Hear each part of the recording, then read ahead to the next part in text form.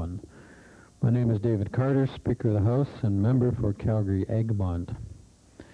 After question period today, the House may be moving to second readings of various bills and then moving on to bills at the Committee of the Whole stage. Bills at second reading include Rural Utilities Amendment Act, the Wild Rose Foundation Amendment Act, and the Environmental Council Amendment Act. This evening, when the House reconvenes at 8 o'clock, they will be dealing in Committee of Supply with the Department of Consumer and Corporate Affairs.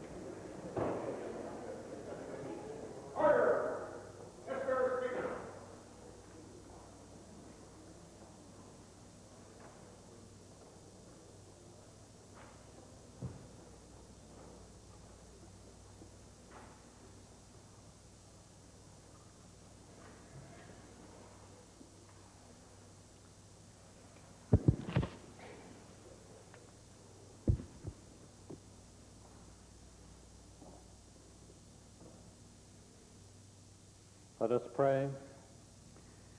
We, thine unworthy servants, here gathered together in thy name, do humbly beseech thee to send down thy heavenly wisdom from above, to direct and guide us in all our considerations. Amen.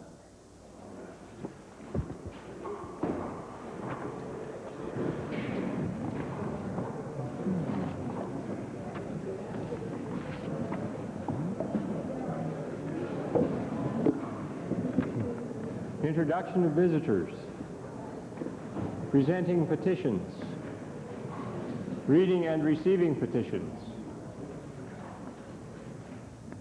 presenting reports by standing and special committees, notices of motions, introduction of bills, tabling returns and reports,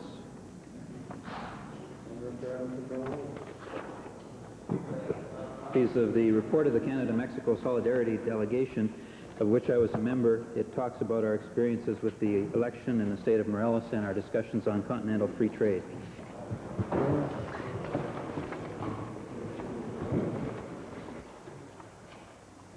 Introduction of special guests.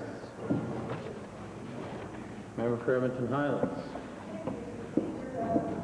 I'd like to introduce 34 grade 10 social studies students today. They're from Concordia College High School. They're accompanied today by Lloyd Grossfield, a teacher who, by the way, last year won an Excellence in Teaching Award, and Patty Petuskin. I understand they're in the members gallery, and I'd ask them to rise and receive the warm welcome of the Assembly.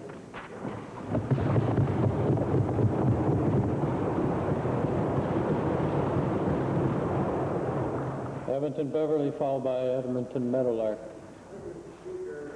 Pleasure for me this afternoon to introduce to you and to members of the legislature 22 students from Overlander Elementary School in my constituency, Edmonton Beverly.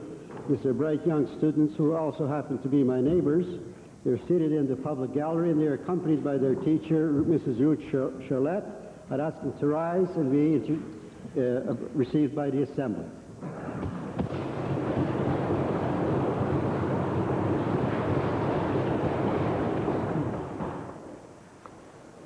Mr. Speaker, it's my pleasure to introduce to the members of the Legislative Assembly 28 students from the Elmwood Elementary School. They're accompanied today by their teacher, Mr. Garth Knudsen, and I would ask that they stand in the gallery and receive the welcome of the members of the legislature.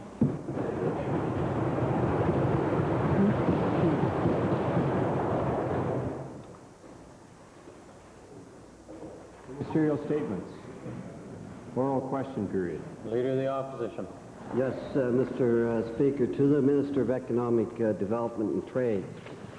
Mr. Speaker, the recent failure of the Magnesium Canada project, putting Albertans on the hook for another $103 million, tells Albertans once more just how disorganized and incompetent this government really is. Got that right. Mr. Speaker, the 31st failures of companies backstopped by the government also tells us something else. Mr. Speaker, how essential it is that we develop a rational strategy for government involvement in spurring economic development so we can stop this endless stream of million-dollar disasters. Mr. Speaker, in other words, they have an overall plan and develop mechanisms for evaluation of that plan. Mr. Speaker, to the Minister is this. Will the Minister agree now to establish an Economic Council of Alberta, one that will be broadly representative of all Albertans, to publicly, and I stress publicly, review projects before public money gets put at rest? This is something that we've been calling for years. Mr. Speaker, let's review the facts. Let's review the facts for the honourable member, and I'm delighted that he allows me this opportunity once again to review them. Over the last number of years, we have created some 107,000 jobs.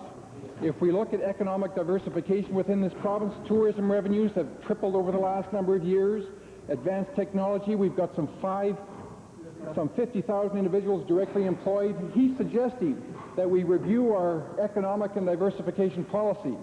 One only has to look at the economic strength of this province, and we recognize that the economic diversification policy of the province of Alberta is working like no other place in North America.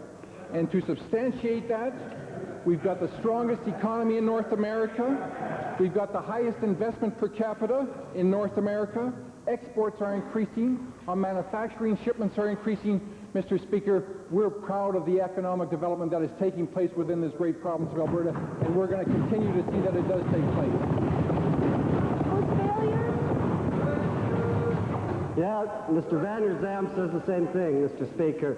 Maybe the minister can let me know what his answers are the day before, and I'll rewrite my questions so that they have some relation to his answers, Mr. Speaker. Right on. I asked about the Economic Council of Alberta, Mr. Speaker, but it must be clear, minus the rhetoric, Mr. Speaker, that what are needed are rules and guidelines. If you like, a framework for government assistance, instead of this holus-bolus ad hoc approach of throwing money behind closed doors at projects to win political favor, Mr. Speaker. And my question, the Minister appointed the Economic Council of Alberta, then at the very minimum, will he not agree to establish an independent, and I stress independent, screening process with public participation and clear and sensible guidelines so we can end these expensive fiascos, Mr. Speaker? Let's put an end to it. Mr. Speaker, there is in place specific guidelines as it relates to our support, and I'm happy to refer the honourable member to a number of programs that we have in place. In addition to that, there is a specific process that every loan guarantee or government support for any industry has to go through. These steps are very thorough, and we make sure that all the guidelines are followed prior to involving ourselves with support of any type. Boy, you must have something going wrong then, Mr. Speaker. I've talked about public participation so we know. Mr. Speaker, let's just look at the Mag-Can failure. It's, as I said, a classic example of this government's incompetence. This company had a shaky technology, poor economic prospects, and nobody can figure out whether the minority partner's head office is in the Cayman Islands, Houston, The Hague, or Monte Carlo. So some sort of guidelines, Mr. Speaker. Yet this government gave it $265 million. Shame. My question again. What is this government prepared to do then? If they've rejected the suggestions I've made, what are they prepared to do so that we end this holus-bolus handing out of taxpayers' money, Mr. Speaker? Clean up their act. Mr. Speaker, the honourable member refers to MagCan, and we've had a very thorough discussion as it relates to MagCan in the Legislative Assembly. But what I'd like to do is file with the House, if it is permissible, a letter from an individual who found our programs very supportive, who created jobs in this province of Alberta, who has brought down and paid down his obligations as it related to our support. In addition to that, a news release that was published by the Electronics Industry Association, the Alberta Aerospace Association, the Canadian Advanced Technology Association, commending the government for their involvement so that young people in this province could have meaningful jobs. If the honourable member wishes to talk about companies, let's look at ATCO Power of Edmonton, whereby some 20 to 25 jobs have been created, a very viable company creating jobs for individuals within this province. Let's look at Amtech Testware, another success story, Mr. Speaker, which created some 58 jobs in the city of Edmonton. The European Cheesecake Factory, again, Mr. Speaker, creating some 40 jobs. Lacrete Sawmills, again, playing a very important part of the component of diversification within the province of Alberta, creating another 70 jobs. Now for our just desserts, we're going to move on to the second main question. Part of this is Second main question. but I'd like to designate my second question, the member from Edmonton, Jasper Place. 240. The government has increased the amount of public forest land under the control of the pulp industry from 3 million hectares to more than 19 million hectares, a six-fold increase. At the same time, it has already committed a doubling of the annual allowable cut. Now, public concern over the potential environmental and social and economic impacts of those developments is at an all-time high, which has caused the government to promise strict environmental controls and more public involvement. Well, talk is cheap, Mr. Speaker. The Forest Service is now trying to make do in all of this with less staff than they had a decade ago. My question to the minister is, can he explain why he and his government has signed all of these deals and made all these public commitments, but has failed to back up any of it with the budget resources and the staff that are needed to do the job in the Alberta Forest Service? Mr. Speaker, I assure the Assembly I have the resources within my department to meet the challenges that we have in the forest industry. Right. Go ahead, Madam. Mr. Speaker, the record is you're losing staff. In fact, I'd like to table a copy of a document entitled Impact of Forest Industry Development on the Alberta Forest Service, which specifically warns the government of the inability of the Alberta Forest Service to protect forests from, and I quote, large-scale environmental damage. It also, in the absence of corrective measures, warns that the department is in a violation of both the public trust and our legislative mandate. Now, I ask the minister again, this is strong language in support of recommendations which would fix the problem. Will he tell us what basis he could possibly have as a minister of the Crown for rejecting recommendations which alleviate large-scale environmental damage and a breach of public trust? Let's hear it. Mr. Speaker, this member is notorious for quoting things and distorting the facts to a certain degree, and I don't know what report he's dealing with at all. We had an expert panel on forest management, the Danzig panel, and made some 133 recommendations. I'm very close now to being able to respond to that. And Mr. Speaker, again, I assure the Assembly that we do have the resources within our department to meet the challenges it faces. Mr. Speaker, you can't accuse me of misquoting. I've tabled the entire document. It's in black and white. We have a situation here where the minister's bluff has now been called, and if he wants to make the decisions, he has to be accountable for them. The question is quite simple. Under these circumstances, with the breach of public trust and the warning of large-scale environmental damage, I have no choice but to ask the minister if he will resign his position. Right here. It's right there, you're right there. Told that they need not worry about the investment that they had in a magnesium enterprise. It's the same kind of comfort that Albertans were, at least the minister tried to give Albertans on the Gainers enterprise and the taxpayers' involvement in that. Mr. Speaker, the provincial government has provided some $6.2 million to a company known as Carbovan in Fort McMurray.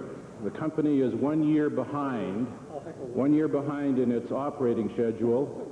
The staffing level was taken down to a skeletal number and strangely brought back to a greater number this morning. And Agra Industries, a participant in this venture, has written down some $3.5 million in losses just recently. My first question to the Minister of Economic Development is this. Assuming that the minister has followed and monitored this matter closely, will he assure Albertans that there will be no loss, that there is no jeopardy to the $6.2 million that taxpayers have put into this company?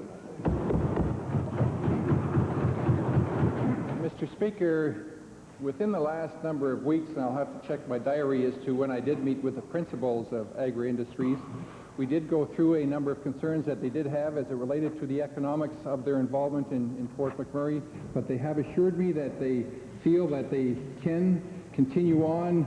They've left me with the assurance, too, that our involvement and our support is not at risk, and I'm more than happy to share that information with the honourable member.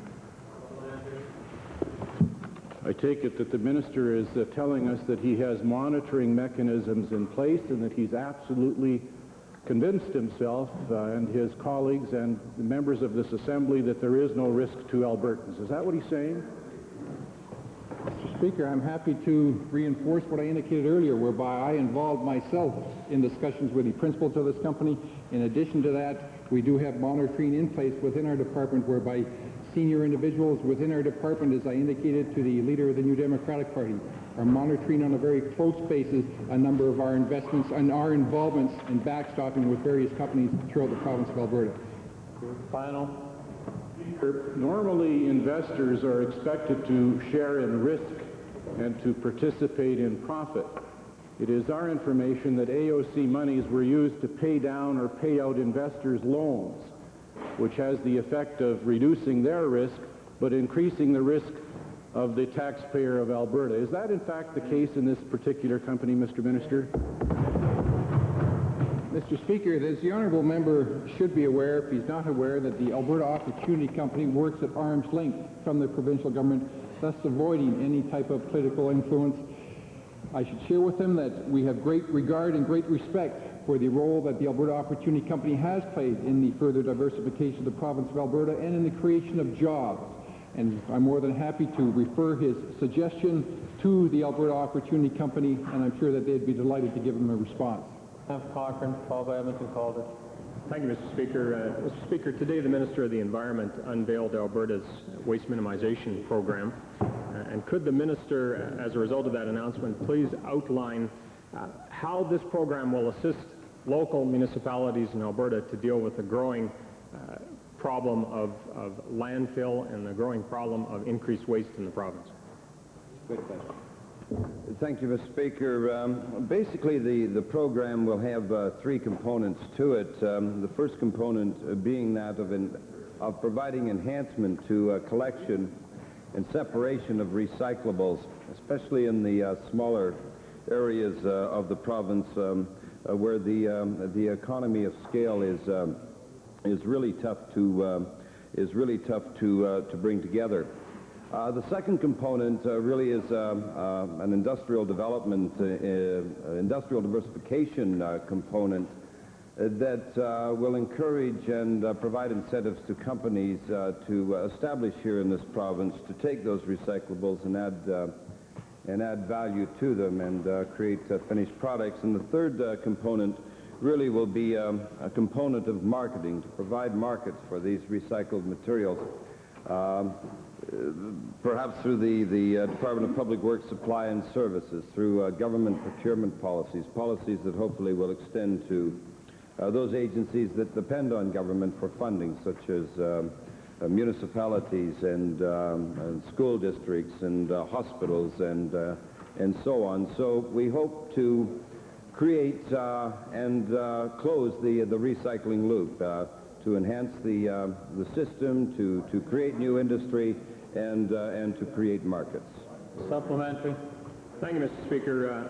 I'm confident that municipalities in Alberta will take advantage of this program, and as a result of that, my question to the Minister is what types of volumes of garbage does he feel will be taken up by this program, and in fact, what types of volumes are we expecting that we will save at the landfill sites as a result of this program?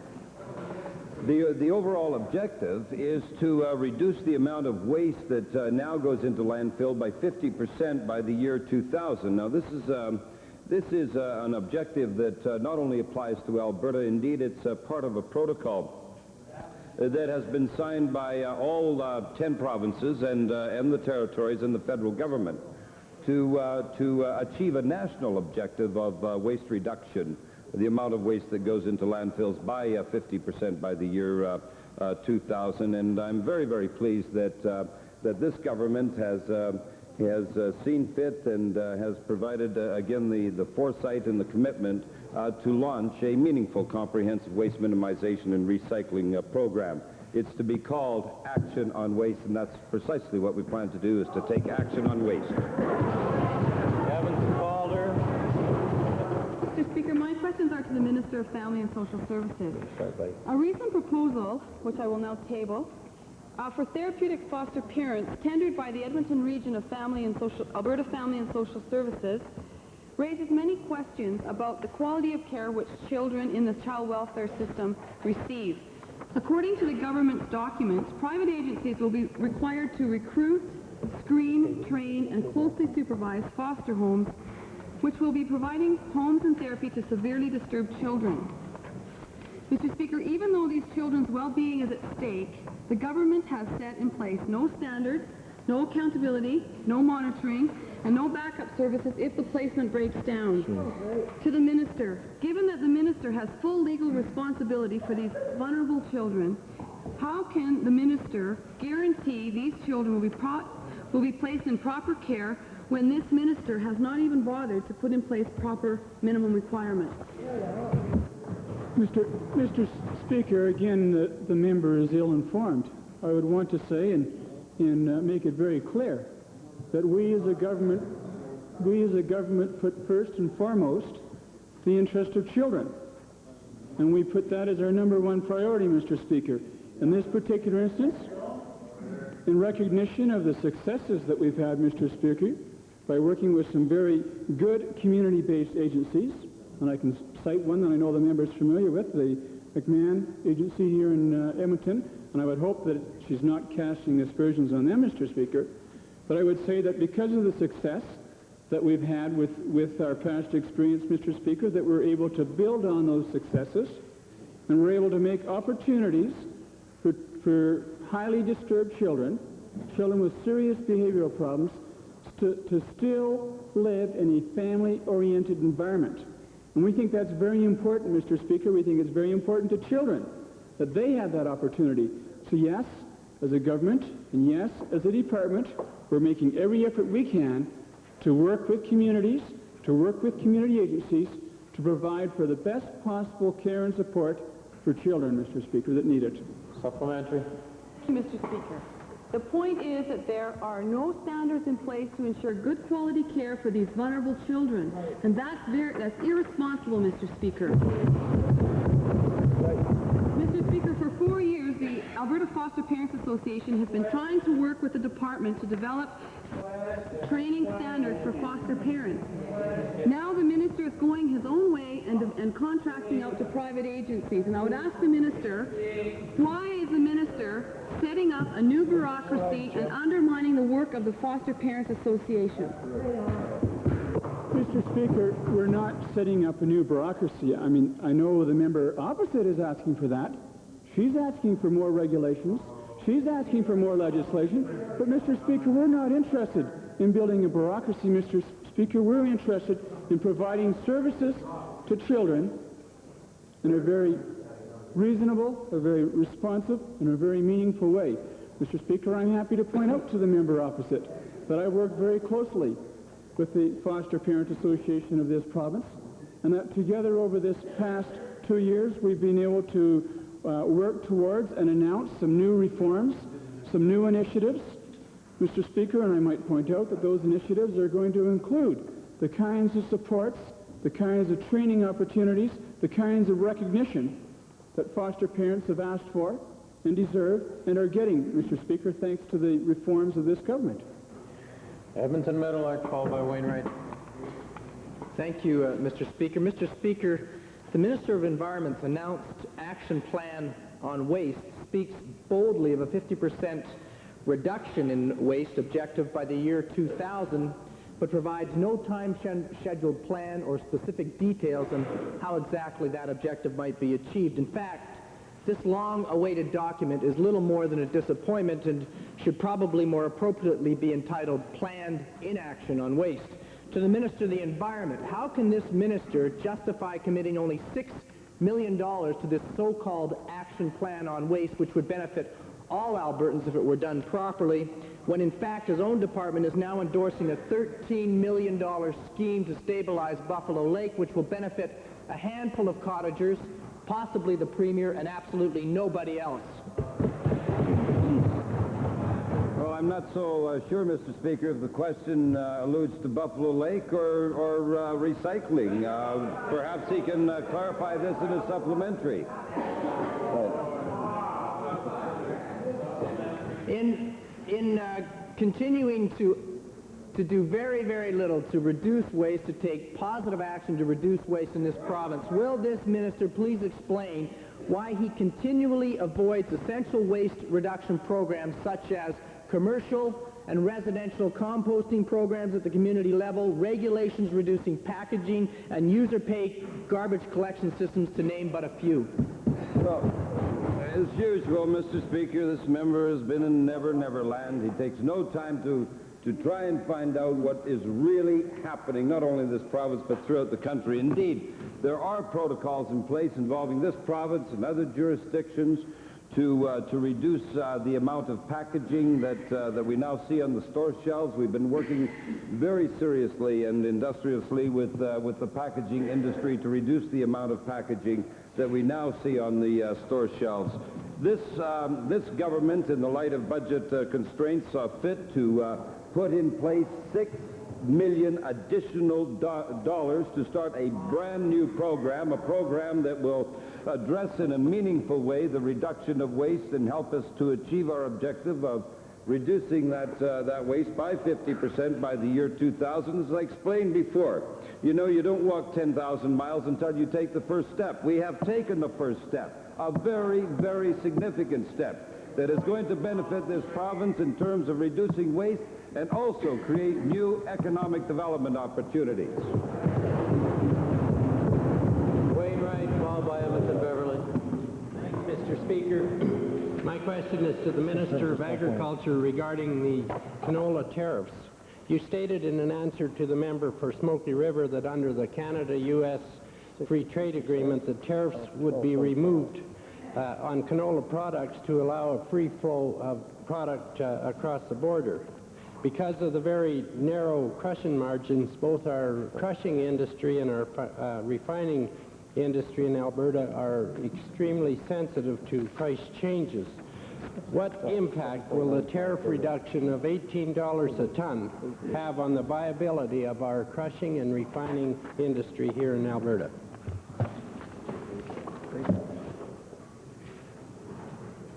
Mr. Speaker, the honourable member for Wainwright identifies another real plus under the Canada-United States Free Trade Agreement.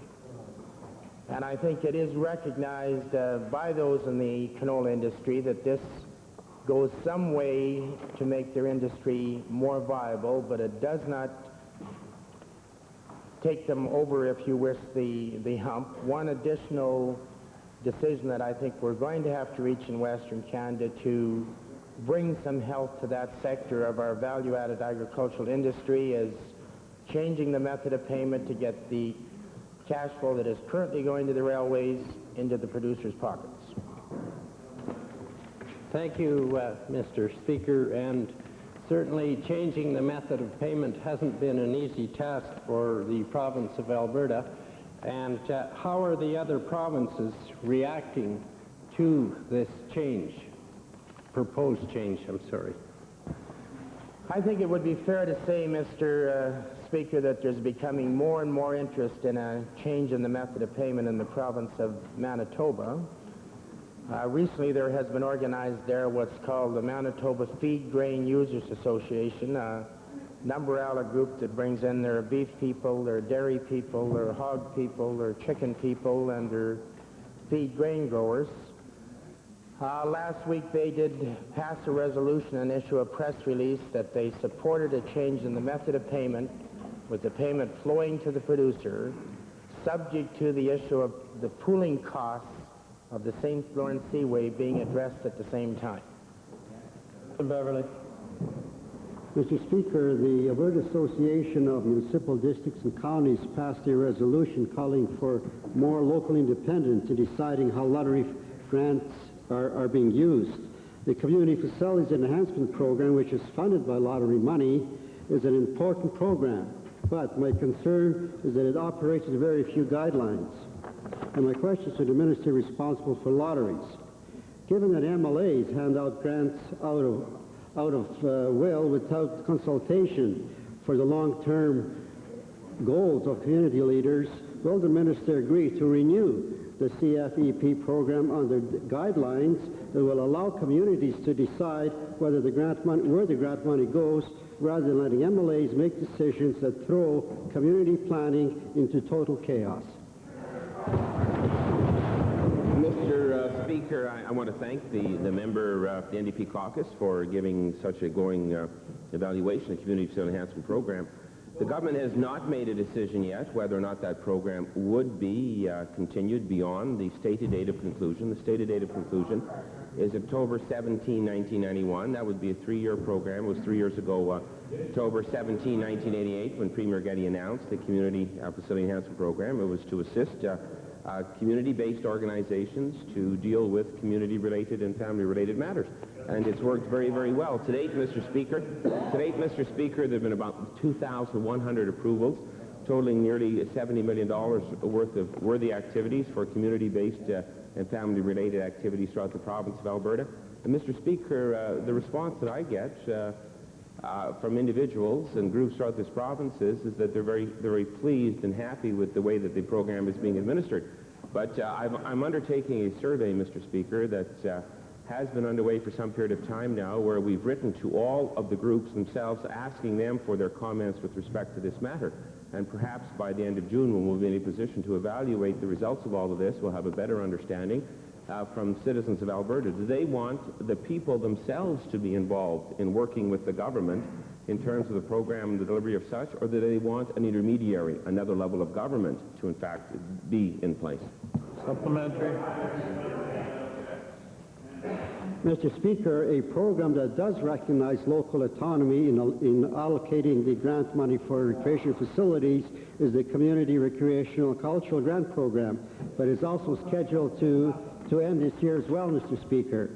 Will the minister acknowledge a tremendous need for grants programs to communities and agree not to only continue this funding, but to allow the AAMDC's recommendation to redistribute the CEFP money to municipal recreation boards through the CRC program, so that the community agendas, not the MLAs, is followed? Mr. Speaker, it was my pleasure to, in fact, speak to the Alberta Association of MDs and Counties in their annual convention held here in Edmonton just a few days ago. And I'm in regular consultation, as are all members of the government caucus, in regular consultation with the men and women who make up the Alberta Association of MDs and Counties. The CRC grant program is funded under the General Revenue Fund. It may very well be that my colleague, the Minister of Recreation and Parks, would like to supplement the answer. The Community Facility Enhancement Program is funded under the Lottery Fund. Mr. Speaker, there's more than just one of those programs that deals with people directly, and it's extremely important that government be as close to the people as possible. And we've heard, in fact, criticism from opposition parties in recent years that basically said that this government wasn't that close to the people. Well, Mr. Speaker, we responded and we reacted, and we've listened to the criticisms that came from the opposition, and we've in fact invented programs like the Community Facility Enhancement Program, which allow citizens, ordinary citizens in this province, to speak to their elected representatives at the provincial level without having to go through an intermediary. And it's an important aspect of democracy, Mr. Speaker, when citizens can speak directly, hand in hand with their elected representatives. And for the most part, I think it works pretty good, Mr. Speaker, when government and people work hand in hand together. No, thank you. Stony Plain. Mr. Speaker, the Minister of Health is long on the rhetoric about providing accessible, community-based health services for all Albertans. And yet more than 2,000 residents of the MD of Brazeau not only have poor access to public health services, including home visits, they are actually being denied services at the nearest public health clinic in Drayton Valley. And further, the Minister condones in writing this withholding of health services and makes no commitment to rectify the problem. My question to the minister is, how can the minister responsible for health, by her inaction, continue to foster conflict between health units and leave 2,000 Albertans in a state of confusion and anger because they are being denied access to public health services? Well, Mr. Speaker, I'm glad to lay the facts before the people of Alberta because clearly the member's question doesn't do so.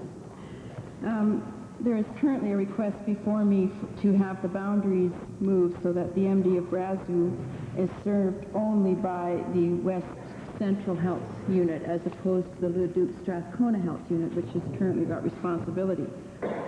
I've had a consultation carried out with the health units and the municipalities to date to indicate if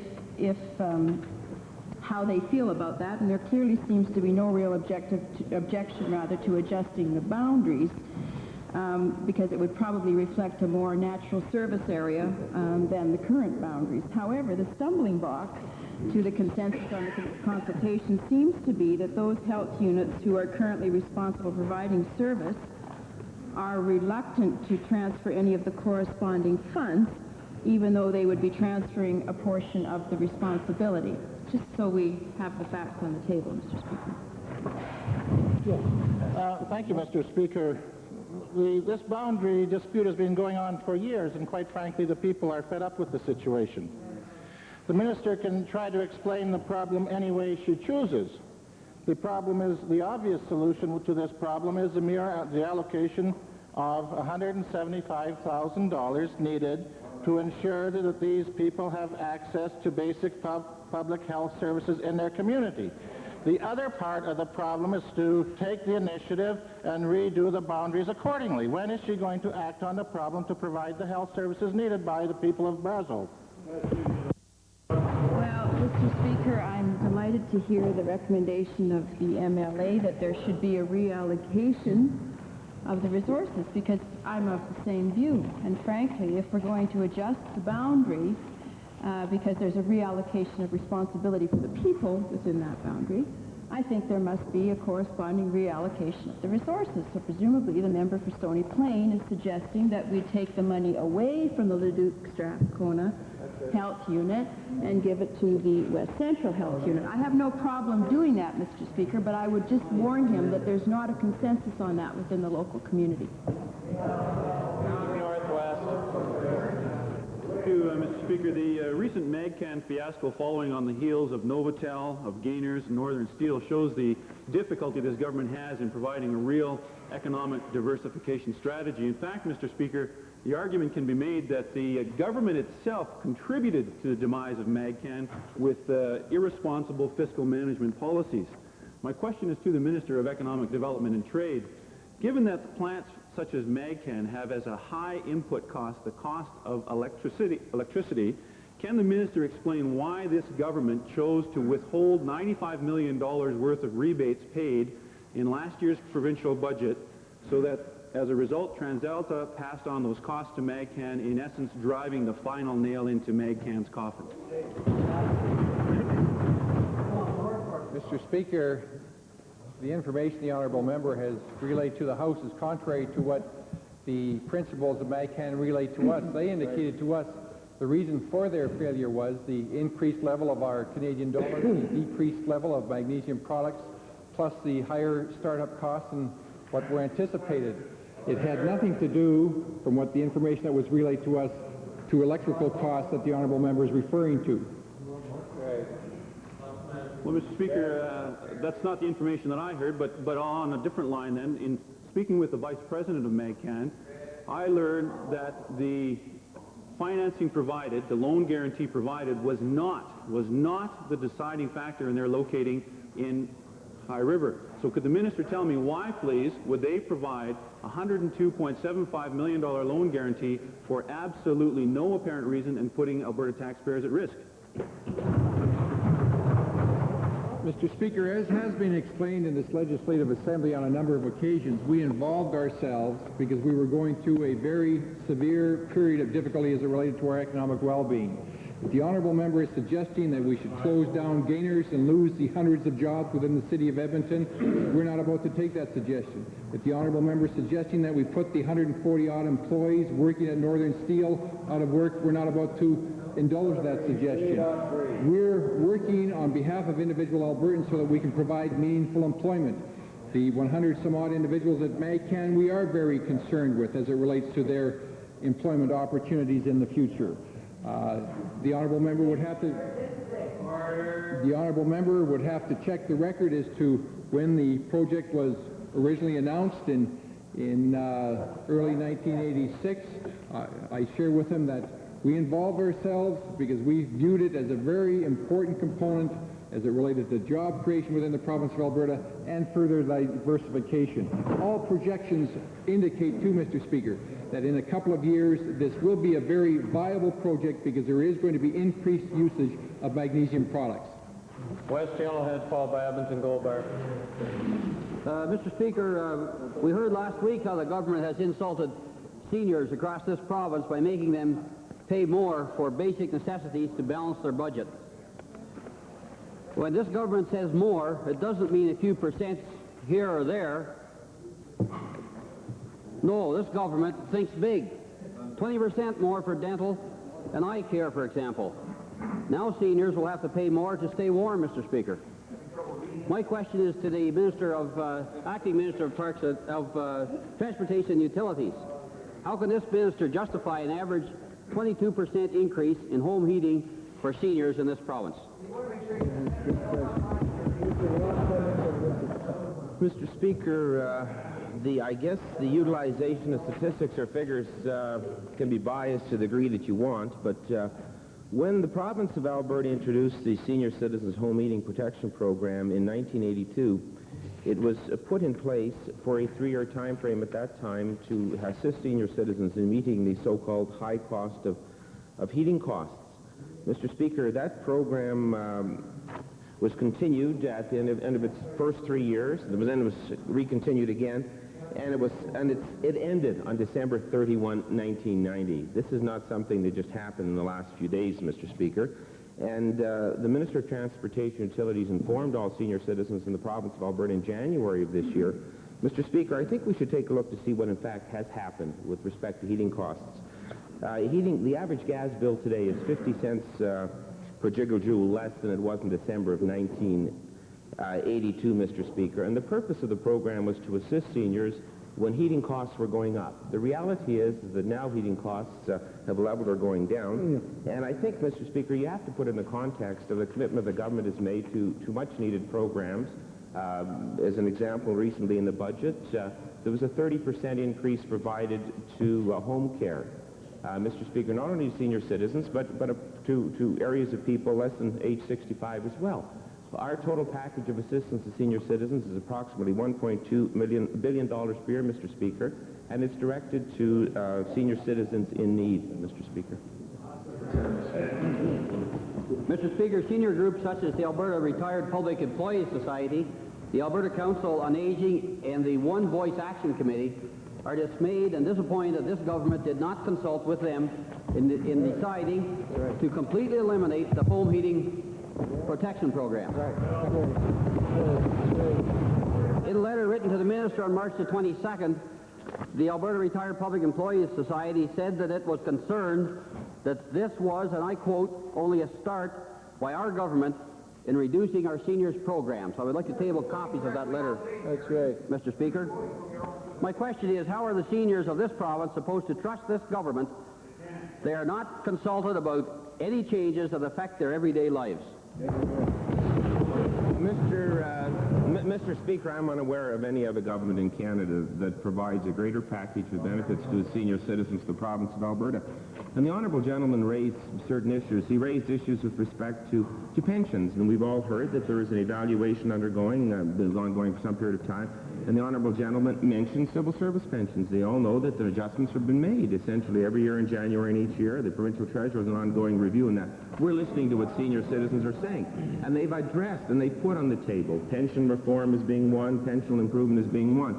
And Mr. Speaker, they've come to the government and said, what can the government do to assist the overall benefits to senior citizens in terms of home care? And the Minister of Health has responded, and responded very positively with 30% adjustment with respect to that program just recently. Senior citizens have said to the government, what can the government do to make the quality of life for senior citizens improved under the Aids Today Living program? The recent budget that came down, the balanced budget, Mr. Speaker, that senior citizens are very much concerned about, saw 30% increase under that Aids to Daily Living program. Mr. Speaker, it's a matter of listening to senior citizens in terms of all of the programs they're putting on the table and basically saying what programs will benefit seniors to the greatest degree. And Mr. Speaker, when you look at the 30% increase to this program, 30% increase to this program, the ongoing commitment the government has to dealing with senior citizens, and the fact that the Senior Citizens Home Eating Protection Program sunsetted December 31, 1990, Mr. Speaker, after being renewed on 2 previous occasions, and the fact that heating costs in 1991 are less than they were in 1982 when the program was first originated, then you come down to say, well, what is the greatest need for our senior citizens, Mr. Speaker? You want answers, Lawrence?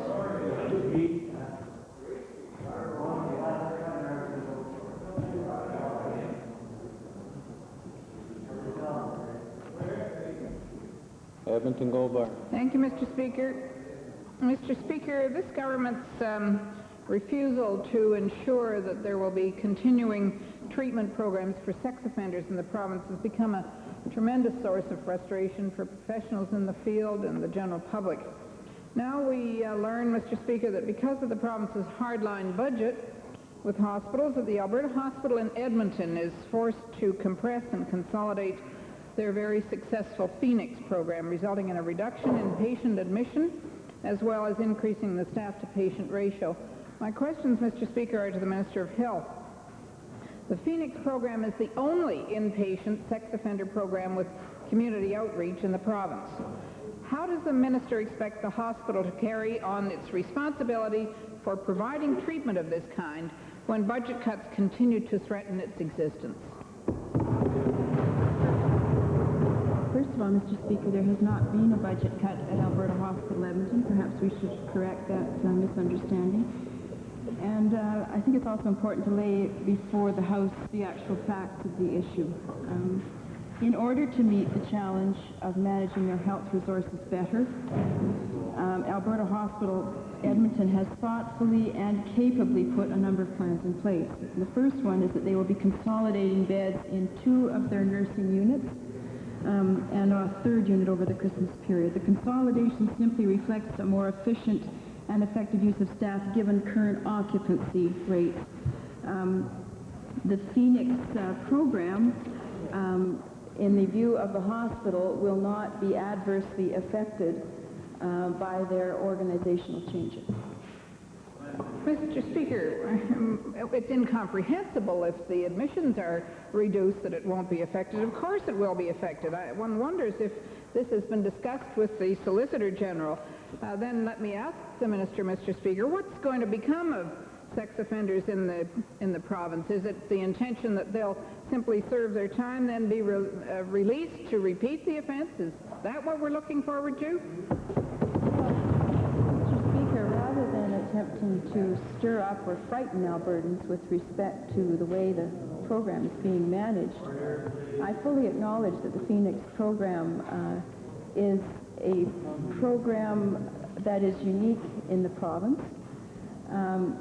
Right now, the program is being operated on 2 units with an occupancy rate of a certain number of people. By the consolidation that the hospital is proposing, they will continue to be able to offer the program at the rate of occupancy that it has always been operating at. So it's not a matter of removing the program. That is not, in fact, what's going to happen. And it may be that the patients who will be getting the program will be getting it on 1 unit rather than 2, but that's not the removal of the program. So I think it's very important, given the importance we place on the issue, to point that out to the Albertans. The second one is with respect to the consultation with the Solicitor General. In fact, it has gone on. The Honourable Member is correct that one of the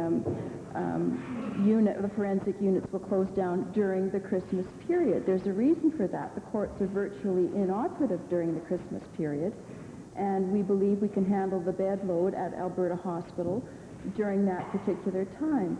But to suggest that the program is going to be abolished or that there's not going to be a capacity in the province to deal with this issue is simply not the case, and that Alberta Hospital is acting very capably and responsibly in managing through the issue. One more. Speaker, my questions are to the Minister of Health. Mr. Speaker, a year ago, the Advisory Council on Women's Issues called for the licensing of midwives in Alberta, and we still haven't seen the results of any action by this government. 4 weeks ago, the Solicitor General promised to act on the issue of licensing midwives, and we still haven't seen anything proposed. My question is to the Minister of Health. Will the Minister now consult her colleague and, if necessary, pressure him to bring down legislation immediately? And will she report back to us as to when we can expect it? Mr. Speaker, the question is really one that should be directed at the Solicitor General, and although I'm not the acting Solicitor General, I'll certainly alert him to the question having been raised in the House. Here's supplementary somehow. Thank you, Mr. Speaker. Thank you to the Minister. In 1990, the Advisory Council on Women's Issues recommended funding midwifery services as part of the health care system.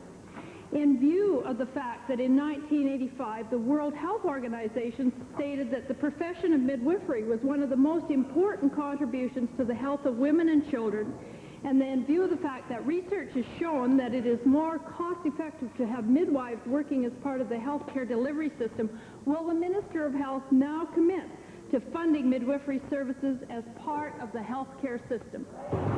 Mr. Speaker, the honourable member is confusing the agendas. Let's look at what they are. The first is the issue of whether or not midwifery should be a standalone profession. That issue has been before the Health Disciplines Board, and the Solicitor General has made statements to the effect that he intends to make the report public. The issue as to whether or not that designation occurs, and if it does, what is the resultant impact on the health system, is a very legitimate question. But it's one that will not be answered until we have the response with respect to the Health Disciplines report. Alberta Health was a presenter at the disciplines hearing.